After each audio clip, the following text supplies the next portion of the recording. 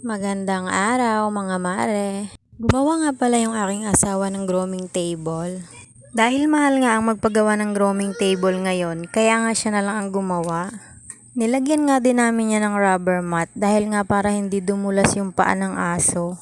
Dahil mas madalas nga ay sobrang likot talaga ng mga ginugupitan nila. Kaya naman talaga hindi pwede yung walang rubber mat na table. Tubular nga lang pala yung ginamit dyan ng asawa ko at maganda na nga din siya, pwedeng-pwede naman na talagang gawing grooming table. At kung makikita nyo nga ngayon ay yung table na gamit namin ay wala siyang rubber mat kaya nga madalas dumudulas yung mga paa ng mga aso. Maliit nga din yung table na gamit niyan ngayon kaya nga nagawa siya ng bago na mas malaki. Napakabait naman talaga ng baby na to at nagpapa-nail cut nga siya. Bihira nga lang yung mga ganitong hindi malikot kukuhan. Kadalasan kasi yung iba, lalo na kapag nakikiliti sila ay nangangagat. Poodle pit nga pala ang ginawang gupit ng asawa ko sa paa niya. Mas maganda nga yung ganto dahil mabilis tumaba yung buhok nila. Nadudulas nga sila kapag tiles ang sahig. Lalo na nga kapag pumupunta sila ng CR ay nababasa yung paa nila kaya nga gusto ng ibang amo ay ganyan yung gupit ng paa nila. Hanga naman talaga ako sa baby na to dahil wala nga siyang kapalag-palag, napakabilis lang gupitan. Kadalasan naman talaga kaya matagal gupitan yung iba dahil nga malikot. Marami-rami na nga din yung nagugupitan ng aking asawa na aggressive talaga kaya naman talaga hindi maiwasan siya makagat. Kaya inasikaso niya talaga ang pagpapaturok dahil nga napakahirap talaga ng trabaho niya. Parte na nga daw ng trabaho nila yung makagat nga ng aso kaya nga dapat talaga may vaccine dahil yun nga lang yung panlaban nila. 15 years na nga pala yung asawa ko sa ganyang trabaho kaya nga naman talagang sanay na din siya. Kapag ka mabait nga yung aso at hindi naman malikot ay kayang-kayang tapusin ng 30 minutes lalo pag maliit lang. Kasama na nga din dyan yung mapapasma nga yung kamay nila dahil nga mainit yung blower at saka yung razor tapos magpapaligo pa sila ng aso. Kadalasan nga lalo na kapag ganitong mainit ang panahon ay talaga ang gusto ng mga may-ari ay manipis ang gupit ng aso nila.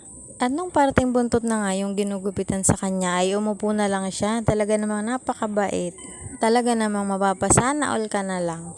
Ito na nga ang napakagandang bonus sa kanilang mga groomer. Yung mababait talaga yung mga gugupitan nila. Pero katulad nga ng tao, may kanya-kanya din silang attitude. At kahit nga pagdating sa mukha ay napakabait talaga, nakaupo lang talaga siya. Hindi nga mahihirapan ng groomer, bagay ganyan talaga yung gugupitan nilang aso. Kadalasan nga din pala yung mga malilikot at ayaw magpagupit sa paa at saka sa mukha ay yung mga first time na i-groom. At dahil nga ilang beses na din siyang nag-groom kaya ayan behave na behave naman talaga. Minsan din dahil ng pagiging aggressive nila ay yung nasasaktan sila dun sa previous na pinagupitan nila. Minsan din naman ay may mga nagugupit ang dila dahil din naman sa sobrang likot din ng aso. Kaya naman wala naman talagang kasalanan ang groomer doon. Pagdating nga sa ganyang part ay hinahawakang maigi ng asawa ko yung bibig ng aso para nga hindi lumabas yung dila. Sa ganitong part nga yung dapat na maingat lalong-lalo na sa may mata.